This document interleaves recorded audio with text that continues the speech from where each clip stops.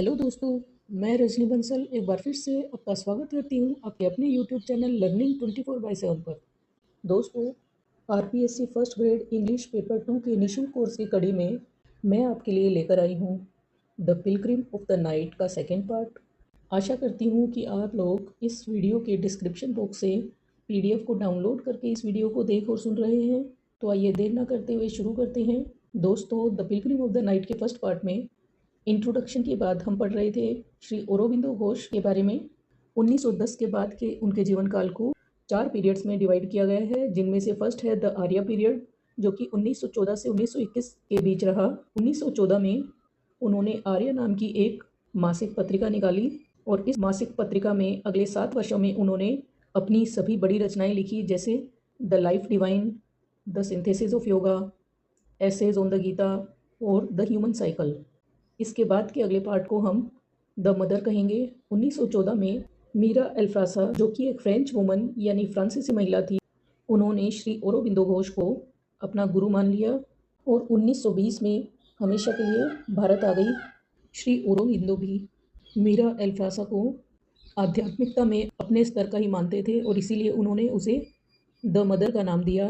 The mother Shri Aurobindo के शिष्यों के दैनिक जीवन की समस्याओं का ध्यान रखती थी और द मदर ने इतना अच्छा काम किया कि इसी से श्री औरोबिंदो आश्रम की नींव पड़ी। इसके बाद जो थर्ड पार्ट है वह है द डे ऑफ सिद्धि, जो कि 24 नवंबर 1926 को था। श्री औरोबिंदो ने ओवर माइंड कृष्णा कॉन्शियसनेस को मानव शरीर में महसूस किया। इसका अर्थ यह है कि उन्हें हर प्राणी में श्री कृष्ण के दर्शन होने लगे। दोस्तों, श्री औरोबिंदो श्री कृष्ण की भक्ति में इतना डूब गए कि उन्होंने संसार से सेक्लूजन यानी एकांतवास ले लिया। अब उन्होंने सभी से बात करना बंद कर दिया था और उनका अपने शिष्यों से संवाद भी अधिकतर पत्रों से होने लगा। वे पत्र इतने प्रसिद्ध हुए कि उनमें से हजारों पत्र बाद में प्रकाशित भी किए गए। इसका चौथा पार्ट है सावित्री।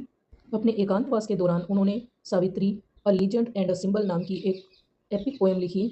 इसमें लगभग 24,000 लाइनें थी। इसे इंग्लिश का सबसे बड़ा महाकाव्य माना गया। यह एक स्पिरिचुअल ऑटोबायोग्राफी है जिसमें विभिन्न आयामों से गुजरकर मृत्यु पर विजय प्राप्त करने की आत्मा की यात्रा को दिखाया गया है। इसके साथ ही साथ इसमें फिलोसफी, ट्रेडिशनल योगा और इवोल्यूशन यानी मानव विकास के बारे में भी बताया गया है। दोस्तों, वर्ल्ड वॉर सेकेंड में हालांकि श्री औरोबिंदो अंग्रेजी साम्राज्य के खिलाफ थे, लेकिन फिर भी उन्होंने सार्वजनिक रूप से वर्ल्ड वॉर सेकेंड में एलाइज पावर यानी ग्रेट ब्रिटेन, फ्रांस और पोलैंड का साथ दिया और हिटलर और नाजीवाद को आसुरी शक्तियां बताकर उन्हें मानवता के आध्यात्मिक अस्तित्व के लिए खतरा बताया। इसके बाद श्री औरोबिंदो के 75th बर्थडे पर 15 अगस्त 1947 के दिन भारत स्वतंत्र हुआ। इसके बाद श्री औरोबिंदो ने 5 दिसंबर 1950 को अपना शरीर त्याग दिया। 4 दिनों तक उनका शरीर बिना डिकम्पोज हुए एक सुनहरी आभा के साथ विद्यमान रहा और 9 दिसंबर को उन्हें आश्रम के कोर्टयार्ड में दफना दिया गया। उनके कार्य को द मदर के द्वारा जारी रखा गया। द मदर ने 1968 में Auroville the city of down यानी भोर का शहर बसाया। कम शब्दों में कहें तो श्री औरोबिंदो एक रिवोल्यूशनरी इंडियन राष्ट्रवादी फिलोसोफर और आध्यात्मिक गुरु थे। उन्होंने जीवन में जो कार्य किया वह था द लाइफ डिवाइन नाम का विचार, जिसके अनुरूप मानव के अस्तित्व का उद्देश्य विश्व को छोड़कर निर्वाण प्राप्त करना नहीं है, बल्कि कि हमारी दिव्य चेतना के द्वारा पृथ्वी पर जीवन को बदलना है। यह पोयम आध्यात्मिक रूप से उनकी ऑटोबायोग्राफी कही जा सकती है, जिसमें उन्होंने मानवता की अचेतन हैबिट्स को बदलने में जिन जिन प्रॉब्लम्स को फेस किया, जीवन के उन कटु सत्यों को भी प्रदर्शित किया गया है। यदि हम इस पोएम के स्ट्रक्चर और फॉर्म की बात करें तो यह शेक्सपियरियन सोनेट है, जिसमें 14 लाइन्स हैं जिन्हें 3 क्वार्टरेंस में बांटा गया है और लास्ट में एक फाइनल कपलेट है, जैसा कि शेक्सपियरियन सोनेट का स्ट्रक्चर रहता है। इसकी rhyme scheme ABAB CD EF GG है और इसे आयम्बिक पेंटामीटर में लिखा गया है। इस पोएम का स्पीकर एक पिलग्रिम यानी तीर्थयात्री है, जो कि दिव्य प्रकाश की ओर यात्रा करता है। यह तीर्थयात्री अंधेरे में यात्रा करता है।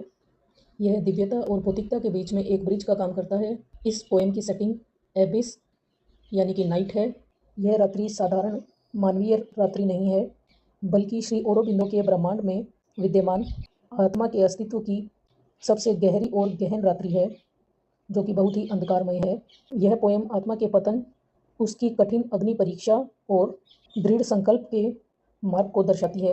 और आत्मा की यह यात्रा उसकी एक डेलिब्रेट चॉइस के साथ प्रारंभ होती है। दोस्तों, डेलिब्रेट चॉइस का मतलब है कि आत्मा पहले से ही अपना यह मार्ग सोच कर रखती है कि मुझे प्रकाश से अंधेरे की ओर यात्रा करनी है, ताकि इस लौकिक जीवन में प्रकाश लाया जा सके। इस सोनेट के फर्स्ट स्टैंजा में स्पीकर कहता है कि उसने रात्रि को एक एसिग्नेशन मान लिया है। एसिग्नेशन का अर्थ है अ सीक्रेट और रोमांटिक मीटिंग प्लेस, यानी वह पिलग्रिमेज कहता है कि मेरा इस रात्रि के साथ रोमांटिक मीटिंग यानी रोमांटिक मिलन होने वाला है। वह किसी पाप या दुर्घटना के कारण अंधेरे में नहीं गिरता। वह रात्रि के दिल को, जिसे जीतना बहुत मुश्किल है, प्यार से जीतना चाहता है। दोस्तों, यह एक बहुत ही डिफ़िकल्ट पोएम है, इसलिए मैं इसको line by line, word by word आपको समझा रही हूँ, ताकि आपके माइंड में इस पोएम को लेकर कोई भी कन्फ्यूज़न ना रहे और आप एग्ज़ाम में इससे रिलेटेड सभी प्रश्नों का हल आसानी से कर सकें। स्पेशली इस पोएम को करने में थोड़ा टाइम लग सकता है, तो इसलिए आप धैर्य बनाए रखें। तो आज के लिए इतना ही। तो मिलते हैं इसके नेक्स्ट पार्ट में। Till then, take good care of yourself, keep supporting me. Thanks for watching. Bye bye.